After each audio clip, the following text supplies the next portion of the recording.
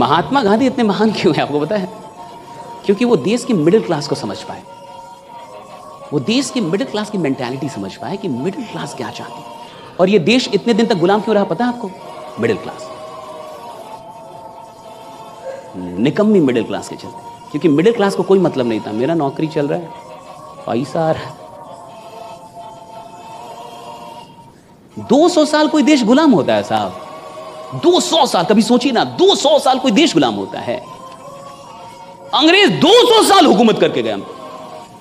200 साल कैसे हुकूमत कर लोगे? क्योंकि मिडिल क्लास बेहोश थी, क्योंकि मिडिल क्लास को कोई फर्क नहीं पड़ता था। और सबसे ज्यादा कौन होते हैं?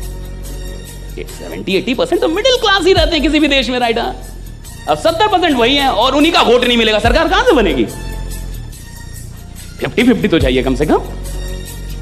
तो गांधी जी महान इसलिए थे क्योंकि उन्होंने मिडिल क्लास को छोड़ा, साथ ले पाए। और आप देखिए, जब आप कहते हैं आपको कुछ नहीं करना है तो लोग बहुत कुछ कर देते हैं। और जैसे ही बोलिएगा कि आपको मेहनत करना होगा, आग में झोंकना होगा, और आप अगले दिन कॉल कीजिएगा तो बोलेगा रॉन्ग नंबर।